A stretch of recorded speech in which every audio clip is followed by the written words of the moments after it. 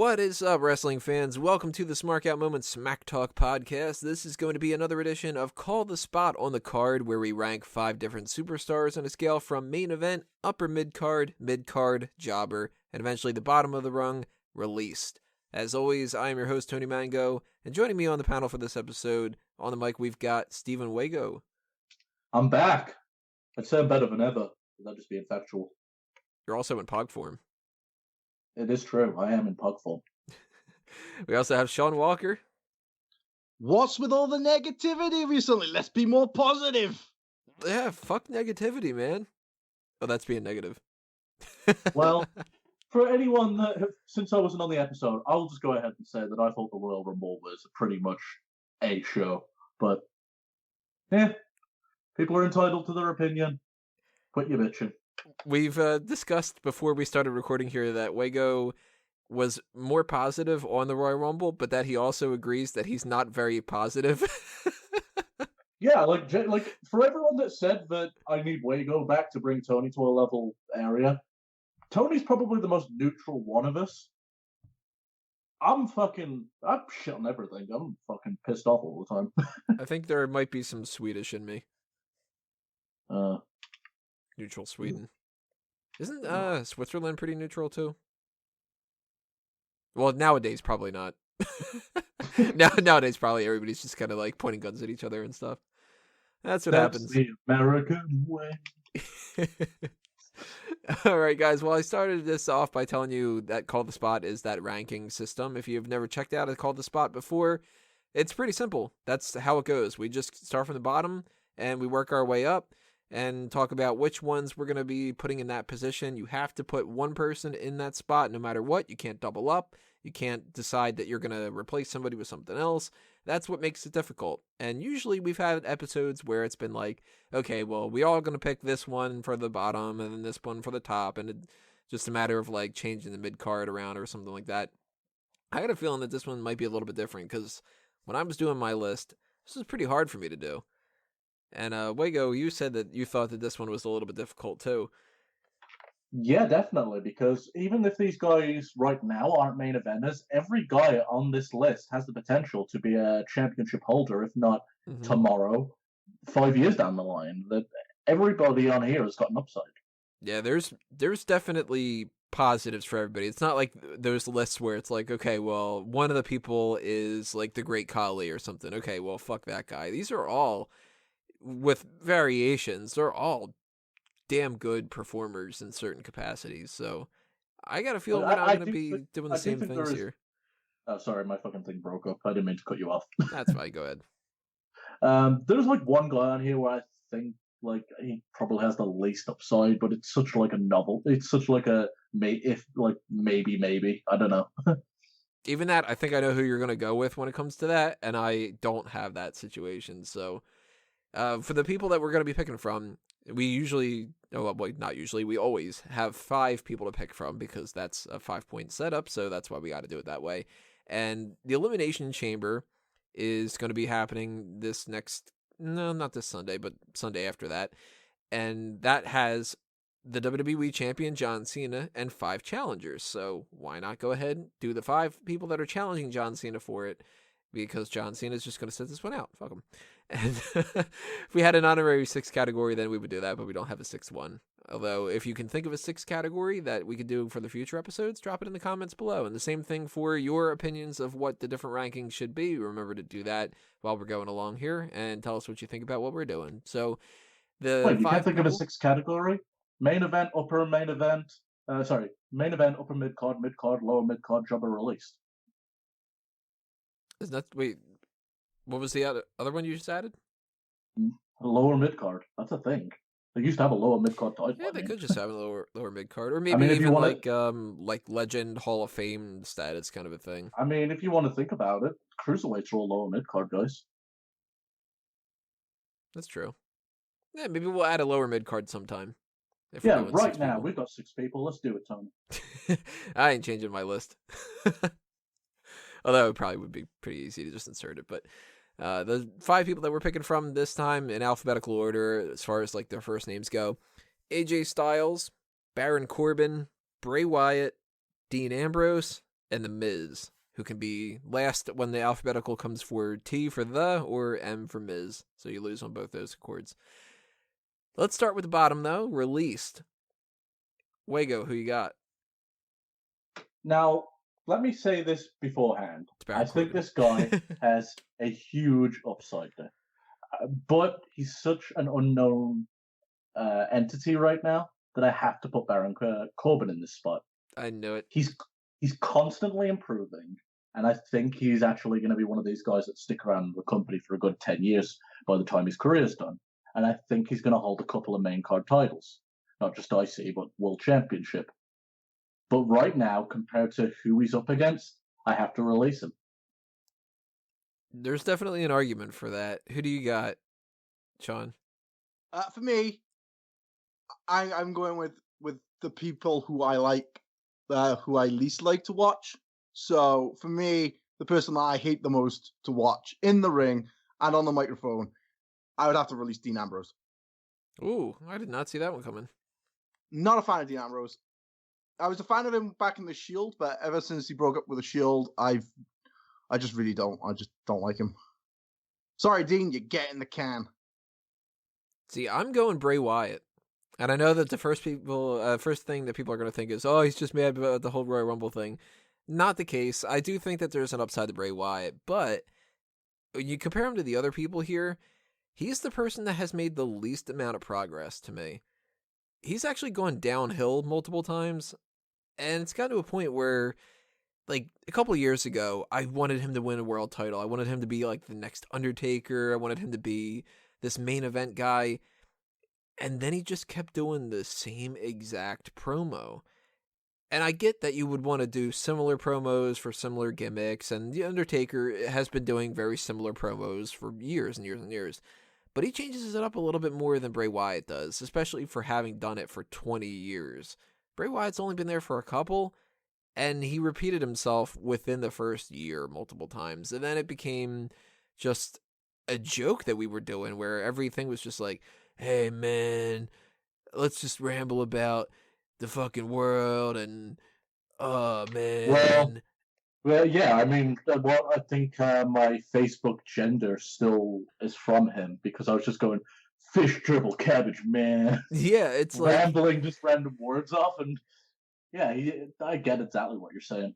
And the fact that he hasn't even won a mid-card title yet, and he just won a tag title this past, November or October or something like that, I think it might have been. Actually, no, it might have been December. Yeah, it was December, because then they lost it like 2 weeks later. That just means to me that they don't really have all that much invested in him anyway. And I know he's going to win this WWE Championship, but he's only going to win it because they want to put it on Randy Orton. And if that's their way to, like, oh, we'll give him a world title because we want to just transitional reign or whatever, then he doesn't have that much value for them either. And it's not just me with my personal tastes and stuff. So I'm going to go Wyatt because I don't see that much of an upside to him now at this point. I do think none of these people should be released. They're all good enough that they should stick around. Bray Wyatt is somebody who's great when it comes to, like, if he were to be a manager for somebody, he could be such a good talent for that, unless he's cutting the same fucking promo. But something I wrote up on the text version of this, every time I do the fantasy booking for WrestleMania, I noticed this when I was doing my preliminary list for this year, which you'll see up in a couple of weeks. Hey, how many tag teams are in that match that you made? I don't think I have a multi-tag team match. Oh, wow. So I think this is the first year I don't have that listed. How many people are in that ladder match you made? 4. Oh, shit, you fucking knew it. Let me double check that right now. There's an Andre the Giant Battle Royal. Just so you know, everyone, Simon Gotch will lose on that card. Because Simon Gotch is the worst fucking enemy of the WWE, according to Tony. He does fucking lose, like, everything. I think it's in your head, seriously, dude. I think it's just a case of he's the smaller guy and he's taking the pins. I really think you're looking too far into it. I think you've got, I'm expecting you to start rambling about chemtrails and shit next. You've got this massive conspiracy theory about Simon Gotch. Well, we all know Area 51 is a conspiracy to take down Simon Gotch, right? I spoke too soon. I looked at my list. I do have the Raw Tag Team Championship matches 4-way. And does the Vaudevillains lose and Simon Gotch take the pin? No, they're in the Andre the Giant Battle Royal. Simon Gotch is eliminated first. Probably. Actually, no. If I wrote down all that stuff, it would probably be somebody from like the Spirit Squad or Shining Stars. Wait, they're still on SmackDown? They're on the website, but they haven't shown up in a while, so I don't know about that. They might just kind of be lingering. Should hope not. They look fucking terrible the last time I saw them. Christ. Kenny looked all right. Although it'd be a little bit weird if Nikki Bella, Mickie James, John Cena, and Kenny Dykstra are all on SmackDown at the same time. Kind of awkward. So when I go and I do my fantasy booking for WrestleMania, every year basically at this point, I've realized Bray Wyatt never gets really factored in.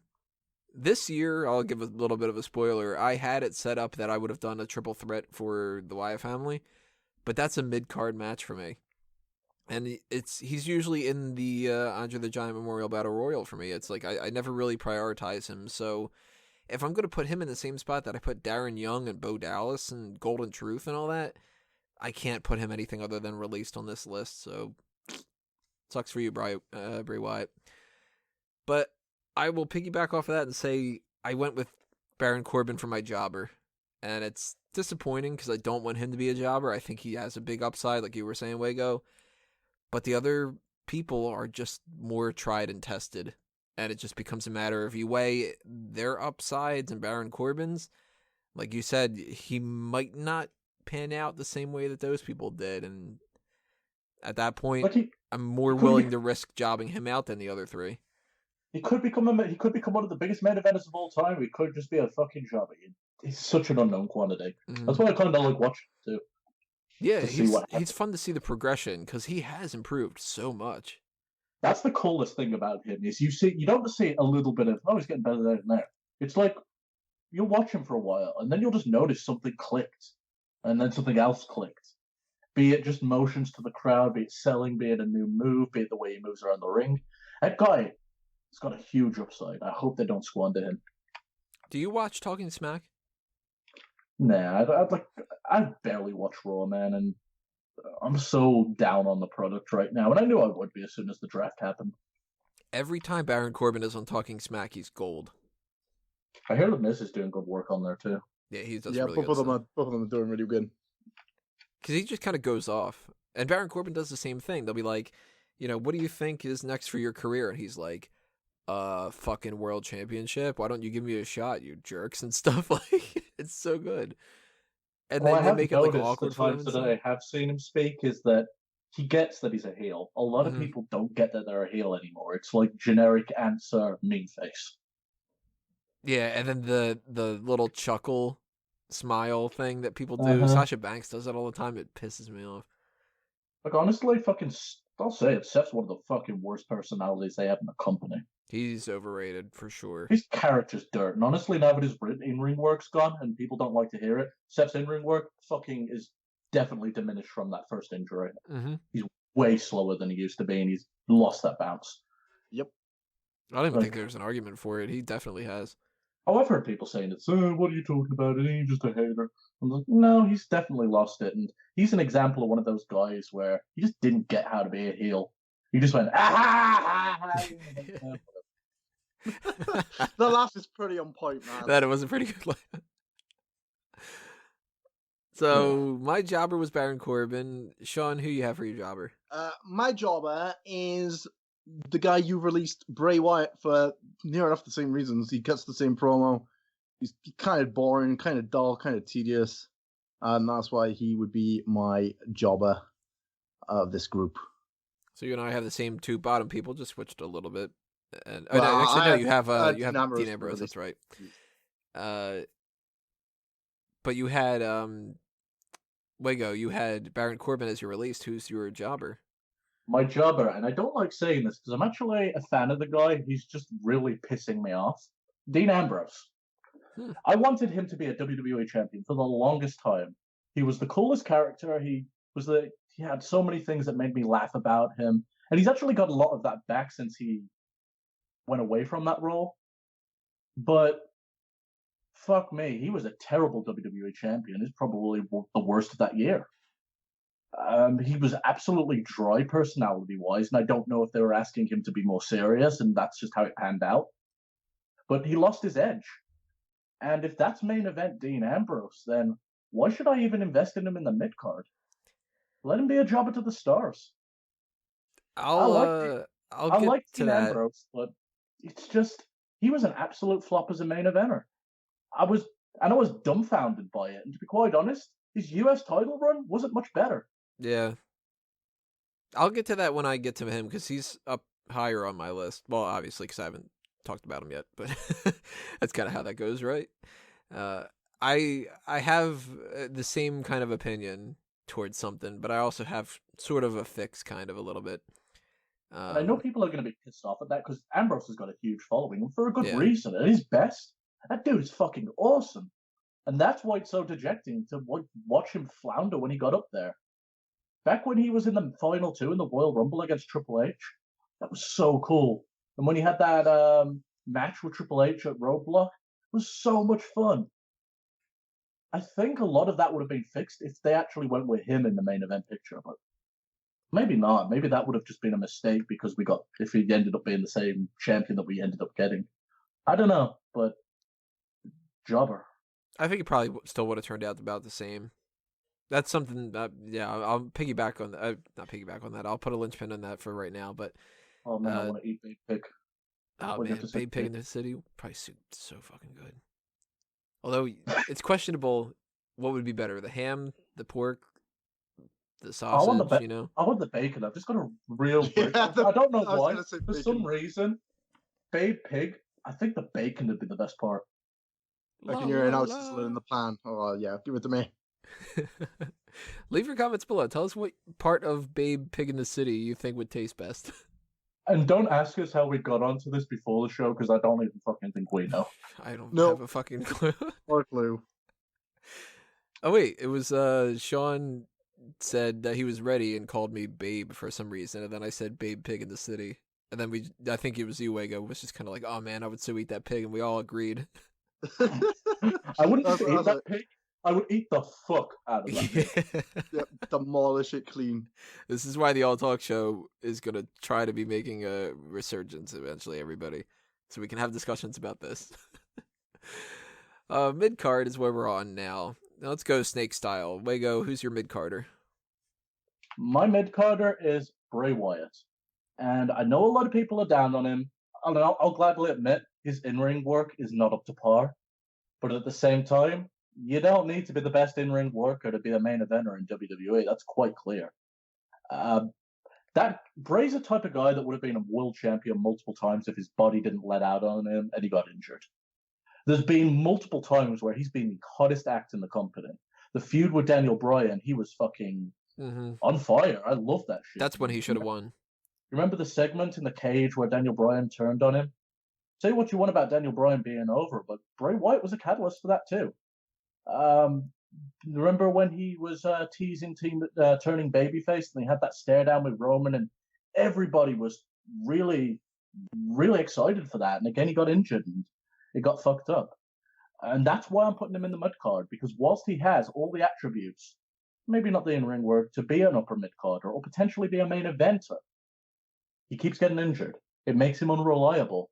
So when he's there, he can only really be a mid-carder. Fair points. Sean, mid-carder? This is going to upset a lot of people, especially the guy that's sat on the other end of this microphone. I've gone with AJ Styles as my mid-carder because he's getting on a bit, and I don't want to see him get hurt and or injured and then out of like wrestling altogether. And I think he could elevate the next top stars, like the Corbins and the Apollo Crews and whatnot. Cruises. So I've gone with AJ. I'm sorry, AJ fans. Don't worry, Sean. There's no such thing as you know what? I'm not going to say it. That's too mean. I was going to be. It must be mean. I was about to say something, and I'm just like, you know what? Dick Wago, calm down. Well, we definitely have different lists here. I have The Miz for my mid-carder, and it's not a knock on The Miz. It's actually a testament to The Miz. I think The Miz is one of those perfect guys that can be a big fish in a small pond kind of a thing. And when he gets put into the main event, they never value him enough like they should. So the Miz is better off where he's the focal point and they give him all the tools that he needs, and then he can bring something like the mid-card into focus rather than just being a loser in the main event. And I like the Miz being a guy that's on top where he can be really like bothersome to a lot of people that don't like him because he's winning the championship and he's winning matches. And you look at what he's done this past year with the Intercontinental Championship. He beats Zack Ryder, and we always joke, like that's funny. We want to root for Zack Ryder to lose the title and all that, even though somebody like myself likes Zack Ryder. But he took that to a brand new level. Then the brand split happened, and he's been gold ever since then. But he's basically been in the mid-card, upper mid-card spot. And that's because they actually give him the chance to shine in that. So I would love to see The Miz stay around there where he's bringing relevance to the mid-card. And with any of these, there's a little bit of flexibility. You're going to, as a mid-carder, you're going to job out a little bit, and you're going to hit that upper mid-card a little bit now and then. But it's mostly where you're sticking as like a standard baseline. So The Miz moving up a little bit to the mid-card for a match here and there, moving a little bit down where he's jobbing out to put somebody over, where he's feuding with a Kalisto or an Apollo Crews or whoever the case may be. That's where his strengths are, I think. And I don't like The Miz being filler in the main event, like what he's probably going to be doing for the Elimination Chamber. I think he's going to be the first person eliminated. They're just going to have too many bigger people on there. So then he looks like crap, and I want The Miz to look good. So mid-carder, but it's totally not a knock on him. Now, if we're going snake style again, my upper mid-carder is Dean Ambrose. And that kind of spoils who my main eventer is, but we'll get to that in a little bit. But with Ambrose, you were talking about the whole thing with him being a shitty world champion and a shitty United States champion. I think he's a shitty champion. I think upper mid-card is a good spot for him because when he's top dog, he gets boring. He's a guy that chases titles better. Unless he were to be heel again. I think if he were to be a main eventer and he's a heel, he can probably pull off a championship title run, but that's sort of like you have to prove me right for that now. Like it's a possibility that it's not true. But he chases the title better. I don't buy into this notion that he's this fantastic heel. I never have. I like him better as a babyface. I'll tell you what's the best Dean Ambrose. There was an episode of SmackDown I watched, and I was thoroughly entertained by Dean Ambrose the whole night. He kept leaving and coming back. Shane kept trying to kick him out of the building. He'd come back as the Mountie. He'd come back.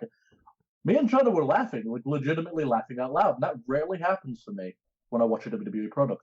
Comedy Ambrose is the best Ambrose. When he's got that edge, him as a fucking heel, I can't stand. I think he's terrible then too. The problem with him as a comedy babyface, though, is when he gets the title, there's nothing for him to do. Because he's not trying to, like, screw somebody over because he's already the champion. That's why he's better if he's a comedy babyface fighting for the title, but not winning it. So I can't put him in the main event. He's just that he has to perpetually fail to do that. Because I like when he's coming off just being a dick, you know? That's where his strengths are, I think.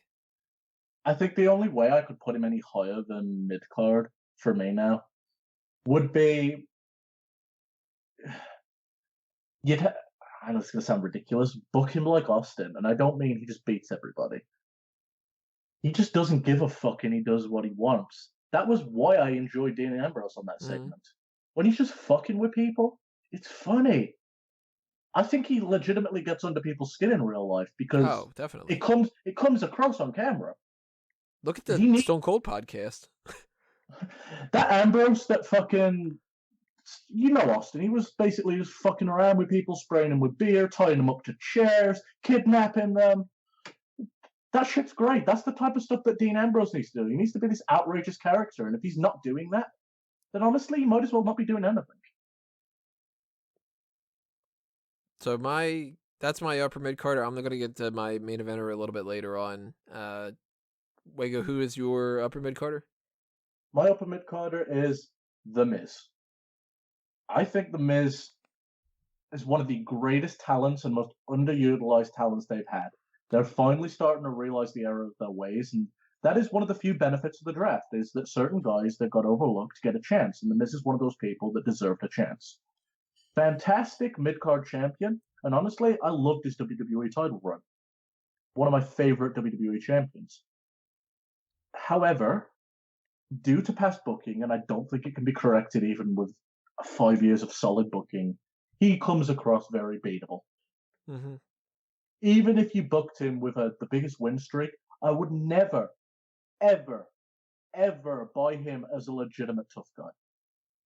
And I think you can't be a long-term main eventer without coming across as someone that can win a fight.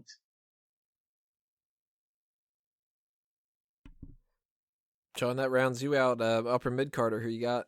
Upper mid-carder, I have gone with the one and only Baron Corbin.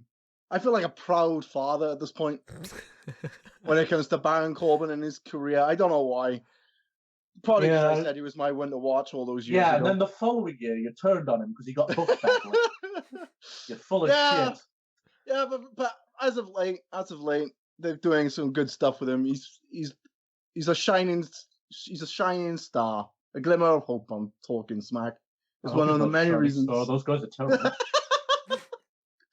It's one of the many reasons why I stay up to watch that crap, is because of Baron Corbin and because of my main event, which we're doing 6 hours, so I'll do my main event now. The Miz, like Wigo said, he was very underutilized. Again, he was the one who brought me back into watching the wrestling when he was WWE champ and he beat John Cena at WrestleMania, which was amazing. And then he's good on the mic. He's good doing press conferences and press releases and shit. And he's a very good company guy. And that's he's why great for the company. He's one of their best people. That's actually something that I wanted to point out that almost made me put him in the main event, is that his work ethic is great. Mm-hmm. Stephanie put him down in a promo and basically shit on him one night saying, "Oh, you're the guy that we sent to a radio host at 6 a.m. in the morning." Yeah, you are, because he's fucking reliable and he gets the job done. Because he would do it. Yeah, he'll do it, and he'll do it well. And the guy never gets injured. You could use that to chop him down. I understand that was just kayfabe, it's nothing, but there was a touch of realism to that. But the fact is, that's not a bad thing. That just means that Miz, he's a company guy, he's reliable, and I think he's finally reaping the benefits of that. If you and he speaks several languages as well, so that's great for overseas and shit. If you take people from different eras and you try to apply them to what they would do now, look at, like, can you imagine fucking Ultimate Warrior trying to do, like, the type of stuff that, like, John Cena does? He would never be able to do that. Or Sergeant Slaughter doing, like, the radio spots as much, and, you know, like, it just wouldn't work out. The Miz is perfect for this era in so many different ways. He's young enough that he gets the young crowd, and he's old school enough that he gets the old stuff too. And people like to point out that, oh, he's just the reality show guy. You got to stop acting like that's a detriment. Mm-hmm. WWE is all about that type of production. And honestly, being a pro wrestler, you get identified by fans all the time. It is essentially like you're fucking living a reality show. Yeah. Yep. And look at all the other people that have been a part of any kind of reality-based thing. None of them have made the career that The Miz has. Even people that are on Tough Enough and won Tough Enough. Like, anytime I hear a fan discredit The Miz that isn't buying into kayfabe and they should know better, just go fuck yourself. You're deliberately just holding on to something with an argument that's tired and old. The fact is, The Miz is so good on the microphone, he got Smarks to side with him against Daniel Bryan. Show me anyone that's pulled that off. Yeah, if you transport yourself to 2005 when The Miz sucked, then yeah, he sucked. But he got better, and then better, and better, and better, and shit. Like, for years now, there's been no argument, you know? Honestly, there wasn't an argument when he was teaming with Johnny Nitro. Yeah, his tag team with Morrison's one of my favorite tag teams of all time, actually. Yeah, they're like, if you want to go, oh yeah, but when he was doing the hoorah shit, okay, but that was fucking forever ago. Triple H used to be a fucking blue blood snob. He used to be terrorizing. So shut the fuck up, guys. And you go with Stone Cold Steve Austin, one of the best characters ever. Yeah, look back at the Ringmaster. Not as Kane good. was fake fucking Diesel and a dentist and a Christmas monster. So both Wago and I have the same main eventer, AJ Styles. Goddamn right. He has sold me on everything the past year of what he's been doing. I never thought that I would have put him in the main event over a couple of the other people, because I'm a big Miz fan, and I do think that there's an upside to Ambrose, but this guy, I mean, in the ring, fantastic work with everybody he's fought, and he's held his own on the mic against people that are so much better than him, generally speaking, on the mic. I hate, you know how people say, I hate to say I told you so? I don't. You can hear yourself smiling.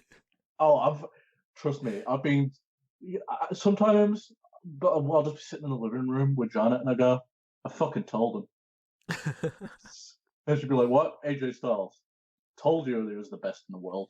Now you're all fucking just waking up to it. And I actually made that comment outside when he was outside of the WWE, outside of fucking New Japan, and everyone was a dick to me about it. So fuck everyone.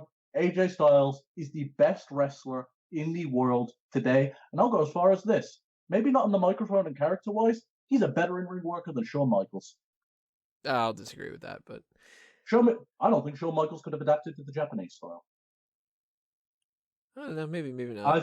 I think the sign of a fantastic worker is one that can adapt to any style at any time and just have the storytelling he had. And don't get me wrong, it's a fucking close race. And I know it's a controversial topic, but I think AJ Styles is the best in-ring worker to exist in the history of professional wrestling.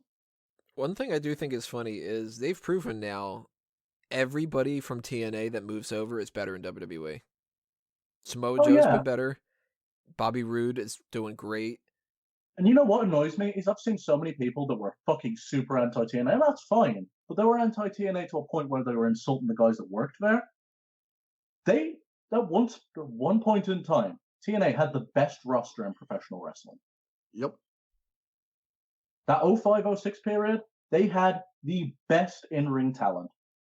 But none. Like, they fucking just better than everyone. From Kurt Angle, Nigel McGuinness, or Desmond, whatever the fuck you want to call him, AJ Styles, Samoa Joe, Bobby Roode, James Storm. Christian was class in TNA. It was okay, and fuck, you know what?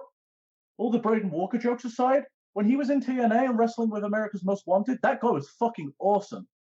Mm-hmm. TNA had a lot going for them, and it just goes to show that there was a lot of talented guys in there, of AJ Styles just being one of them, that were main event level guys. And it's such a shame that he's at the age he is. And I actually understand why Shawn put him lower than the main eventer. I expected, to be quite honest, you to put him in the upper mid card for that reason. But he's just that good, and I still think he's got a lot of miles left on him. I hope so, because he's been doing such good work that if they can keep him and they can put him in feuds with everybody that he can possibly feud with, I'm down for it. You sell me a match with him and Triple H, okay, cool, I want to see it. You put him in a match with The Undertaker, cool, I want to see it. Like, it's gotten to a point now where I want to see it, you know? Honestly, the worst stuff that he did, and that's shocking, was with Chris Jericho. No? I think it was. I thought the worst shit he did was with Chris Jericho. He got like a 4.5 star match out of Roman. Twice. He did. The John Cena matches have been some of the best I've ever seen. Oh, the Cena matches have been the best. Yeah, I don't know about the worst. I'd have to probably look back, but I think his WrestleMania performance with Chris Jericho, and that's why I was so upset, was actually not that good of a match. And not just because of the results, it was just a clunky match. Yeah, I'd have to go back and check it out, because I don't remember too much of the specifics behind it. And I also think that fucking entire pay-per-view echoed the reason why WWE needs to start banning cities if they don't fucking show up to the arena to cheer, but that's a whole other topic. Mm-hmm. We'll see what happens this WrestleMania. Oh, God. So let's backtrack again, run down the list. Mine was Bray Wyatt released, Baron Corbin jobber, Miz mid-card, or Miz-card, I guess you could call it, Dean Ambrose in the upper mid-card, and AJ Styles as my main eventer. Sean, what was yours? Dean Ambrose to be released, Bray Wyatt my jobber, AJ Styles mid-card, Baron Corbin upper mid-card, and The Miz main eventer. There we go. For my release, it was Baron Corbin, Jobber, Dean Ambrose, Midcard, Bray Wyatt, Upper Midcard, The Miz, and the main eventer, AJ Styles. I've gotten into a habit. I'm not gonna fully do it on the show because it's just offensive as all hell. But when I think of Shinsuke Nakamura, I try to do an impression of him because his fucking the way that he can't speak English is hilarious to me. And like, But I'll it watch an works. episode. What's that? It works though. It's Fucking- so weird. Like, I'm okay with it to a certain extent because he's such a weird fucking guy. That's why it works. He's so weird that the way he contorts his body makes it cool. Like, when Asuka doesn't speak correctly, then it just seems like, okay, well, she needs to learn English. When Hideo Itami does, it's like, dude, you really have no fucking excuse now. But when Nakamura does, it's like, well, you're already doing that, like, seizure hand thing. So I just kind of assume you're kind of like Goldust. You got electrocuted and you're all fucked up. Like, you know? When he was But- talking weird and like grabbing Joe's nose and shit, I'm just like, it's fucking awesome. But the AJ Styles thing, like, I've tried to incorporate that into my Nakamura impression and stuff. This is what I do, like, in the middle of the night when I'm, like, fucking writing up an article and I'm just, like, talking to myself and shit. Like, so one of And these by days the- I'll just record it and put it up. And I'd just like to say, we've just talked about 5 wrestlers that the WWE's got and a bunch of other random topics. And I think we've, for the most part, been pretty fucking positive. Yeah. Yeah. We're not shitting on any of these guys, really. It's just kind of like, some of them in comparison don't have that much of a positive form compared to somebody else, but here's the upsides, the downsides. I mean, that's what we're supposed to do, right? We're analyzing things. I'd like to make a point on this because this extends to politics and just life in general, and half the reason that I'm off Facebook right now. Fuck everybody in the world. Not just fuck everybody in the world, but there is you can listen to another fucking side of the argument without getting butthurt about it. And if you disagree with me, just don't fucking make us, or anyone here, just don't make a blanket statement of, oh, you're negative. Oh, that's dumb. Make a counter argument. Because honestly, if you make a good enough one, we're not fucking ignorant people. We'll change our minds. We'll look at things in a new way. We're not negative for the sake of negative. You're just bitchy for the sake of being bitchy. It's a new way. Yes, it is. And that's what I just wanted to get that out there. Well, this is something that I am not going to implement now, but it's something that I'm interested in possibly doing in the future, where a little asterisk to the call the spot in the future, possibly, if you guys think it would be a good idea, is after determining our lists, that we would then argue back and forth to figure out an overall, this is what our whole list would be, comparing it to each other. I'm Like- average. Like, essentially, like how Wago and I both have AJ Styles in the main event. We would be trying to make the case to Sean that he should agree that AJ Styles would be in the main event. And then we would kind of go like, all right, well, we all Vice had, versa with Dean Ambrose. like, we all had Miz somewhat high up, right? I think I had him at the lowest, maybe at number 3, right? In the mid-card. I had him upper mid card. Sean had main event. And Yeah, you had so- him, low. It would make sense for the Miz to then be the upper Mid-carder. mid-carder, because that bumps him up from mine and keeps him in the same range for one of them and lower for the main event, so that balances it out. Pretty much at that point, we go with either Dean or Baron Corbin or Bray Wyatt for the jobber. I think I'm the only one that released Bray Wyatt. Dean Ambrose was pretty low on everybody. I had him at my upper mid card. I would probably put Dean Ambrose then as the mid carder, but I would make an argument for Baron Corbin for it. Like, that kind of a setup, I think, could be pretty interesting. I mean, we pretty much already just sort of did it right then. Yeah, we did. And you know what? That's kind of a fun run through for the next time. And I like it. I think we definitely should implement it. But you guys have the power to tell us what to do, and then we'll ignore it. Especially if you sing a cover version of I've Got the Power and you send it to me. Then I'll know for sure.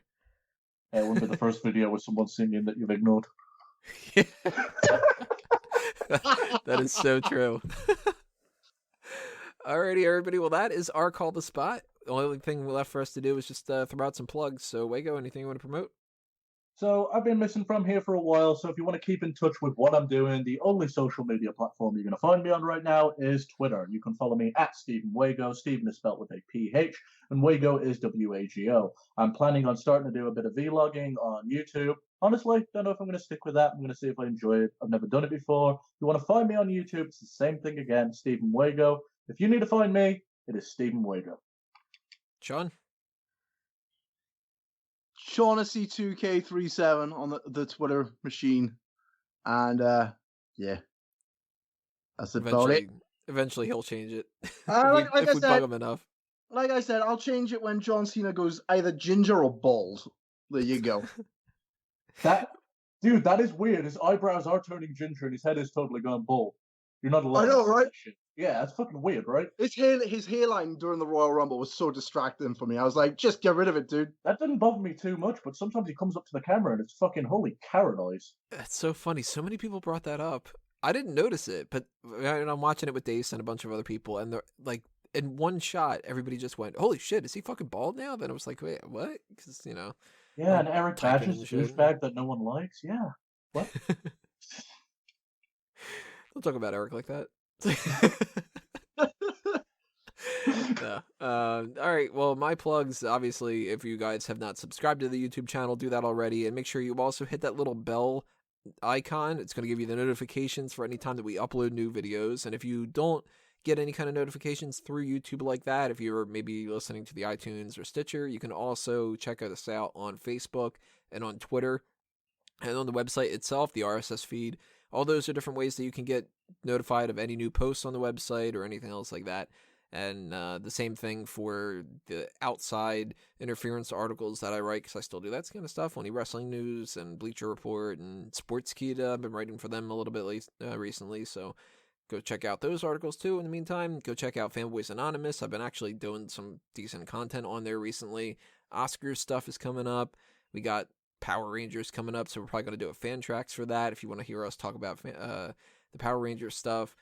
Lots of different things happening all there, and the different contests that we have going on right now. There's like 1 day left for the Rogue One pops, and the WWE pops are going to be ending, I think, towards the end of February or so. So take advantage of the contest while you can, and follow all that other kind of stuff on A Mango Tree, at Toonie Mango, and blah, blah, blah, blah, blah. Just keep doing that kind of stuff. Leave your comments below. Thanks for watching, everybody. That's going to do us in. This has been another Smark Out moment, and we're being counted out. Shut up, Drew.